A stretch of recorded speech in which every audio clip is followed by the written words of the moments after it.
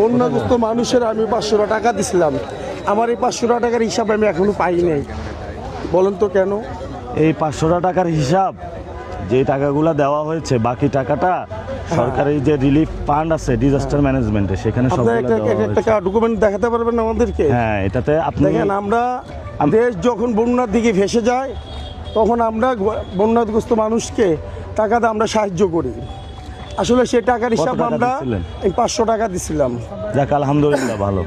বন্যাগ্রস্ত মানুষকে আমি 500 টাকা দিছিলাম, সে টাকার এখনও আমি আমার বন্যাগ্রস্ত মানুষেরা সেই টাকাটা পাইনি। সে টাকাটা কোথায় গেল?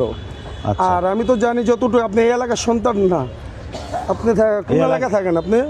আমি এই এলাকায় থাকি না, আমি শাহজাহানপুরে থাকি না, আমি পরিবাগে থাকি। পরিবার কোন জায়গা ভাই? মোতালেব প্লাজার পিছনে। আমি মোতালেব প্লাজা, ওখানে আমার বন্ধু বান্ধব আছে, আত্মীয় স্বজন আছে, আমি তাদেরকে কখনো দেখিনি। তাহলে এক আপনাকেও দেখিনি। কাপ চা খাইতে আসবেন কোথায় আজকে যাবো? বিকালে? এক কাপ চা খেতে আপনার কাছে? মোতালেব প্লাজার পিছনে আসেন, যে পরিবাগে যে আছে হ্যাঁ।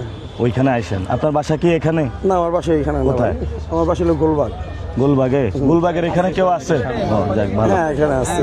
আপনি কাঁপতেছেন কেন? কাঁপবেন না, আমি যে- সমস্যা নাই, আল্লাহ ভরসা। আমরা আমি কাঁপতেছি না, কথা শুনেন। এগুলা মাঠে ফেস আমরা মাঠে ফেস করতেছেন, আমরাও ফেস করতেছি।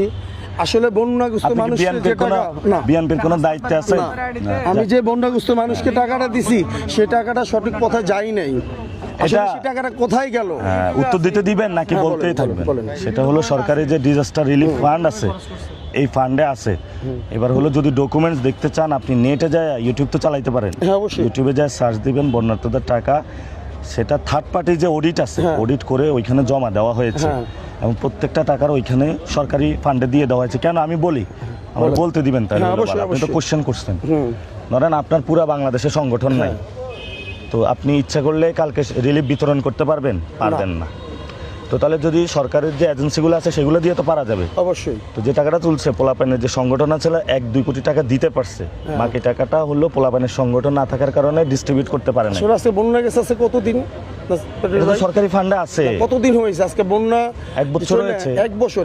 1 বছরে তো এখনো কি বন্যাগ্রস্ত মানুষকে টাকাটা কি দেওয়া হয় নাই? না, এটা তো পুনর্বাসন অনেক জায়গায় ব্যবহার করা হচ্ছে। আমরা এই পর্যন্ত পুনর্বাসনের কোনো চক্ষু দেখলাম না। এখন এবার বলেন, মিডিয়াতে তো প্রচার করার কথা। এবার তাই না? এবার এবার একটা কথা বলি, আপনার বন্যার সময় হ্যাঁ, ছাত্রদল টাকা তুলছে না? হ্যাঁ তুলছে।